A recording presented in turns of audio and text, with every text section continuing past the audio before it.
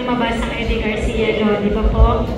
Dahil lang sa simpleng aksidente, na hindi na-tapan na wire, natalisod lang po. Kaya po ngayon, ganito na po kaigpit ang ating batas. I-assess natin kung may hazards. O katulad niyan, may blockage ba ang mga labasan? Dapat po wala. Kasi paano kung biglang maglindol o sunod dito? Okay, no, tama naman. Tinitingnan na po ngayon niya kaya sa shooting. Kasi ang shooting location po ay considered na as workplace. Kasi may mga tao po tayong nandoon na nagtatrabaho. So ang bawat shooting location ay workplace pa rin po.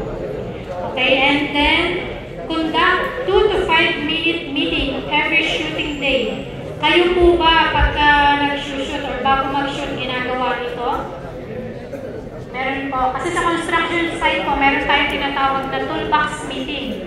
Sila rin kasi palasak din po ang aksidente sa construction site. Sila po may tinatawag na toolbox meeting na every day po talagang magkukundak muna sila ng safety regulation, na ano yung do's and don'ts. Ganyan, yung tamang paggamit ng mga PPEs. So yan po ay duties ng employers or principal. So kayo po bilang magagawa, pwede niyo po yung i-impose sa kanila na hindi pa ata tayo nagpapuntak ng safety orientation, bakit wala tayong ganito, o bakit hindi properly trained yung mga kinukuha ninyo. Pwede po kasi yan sa batas po, nakalagay yan ay kanilang duty. Okay po, and then yung susunod po,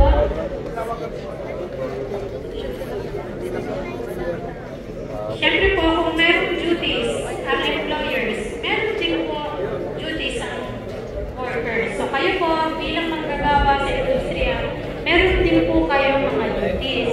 Ito po ay yung mag-participate in capacity building activities. Kanina po, duty ng employer na ang kukunin lang po nila ay yung properly trained. Pero sa part po namin, kami po ang mag-provide ng mga trainings na kailangan po ninyo. So kayo po, bilang manggagawa, ang duty naman po ninyo ay umattend ng mga ganitong klase ng training. So yan po maliwanag po yan ang safety devices. Di ba po meron tayong tinatawag na personal protective equipment. So kung kasama po ay gano'n ka na po katagal nagtatrabaho? 20 years, 30 years? Okay. So mga 20 years po ba? Ganyan, 20 years. Nung po sa 20 years nyo po sa industriya, nakatanggap po ba kayo ng employment contract every time na ma-engage po ang inyong services? Depende po. Yung ibang production po nagbibigay ng kontrata, yung iba po hindi. Tama po ba? Meron po ba ditong na-engage na yung services ninyo pero never talagang nakatanggap ng kahit anong employment contract? Wala naman. Minsan meron, minsan wala. Ganun po ang sitwasyon. Dito po sa RA 11996, hindi na po pwedeng walang employment contract. So every time po na i-engage ang inyong services, kailangan meron po tayong employment contract. Ano po ang nilalaman ng employment contract? Ito pong mga to. Ano po ang kahalagahan? Para alam niyo po kung ano ang tatrabahuhin ninyo. Hanggang kailan lang. Magkano ang sasahurin. Tama po ba? Kasi sa inyo po ba sinasabi lang kung magkano ang sasahurin? Naka-voucher po. Meron po bang payslip? Basta ibibigay lang po. May cut pa. Nakalagay din po ba? O sinasabi rin po ba sa inyo kung kailan nyo dapat?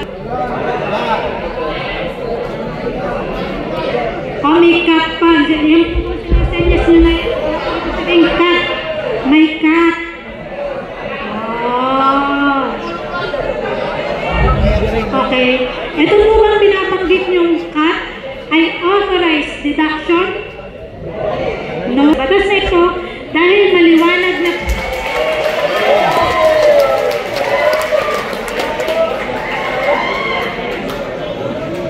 ano? Pabahay? Sir Hero, pabahay daw. Pabahay. Masasagot po kasi required na po na ang bawat engagement ninyo ay may contract or agreement na nakapaloob itong mga ito. Meron po ba kayong experience na, wag naman po sana, nagkaroon ng harassment? Meron. Kayo yung naka-experience o kayo nang harass? Iba yun sila. O, diba? May grievance mechanism po ba? Ibig sabihin ng grievance mechanism, meron po ba tayong mekanismo na pinag-uusap muna?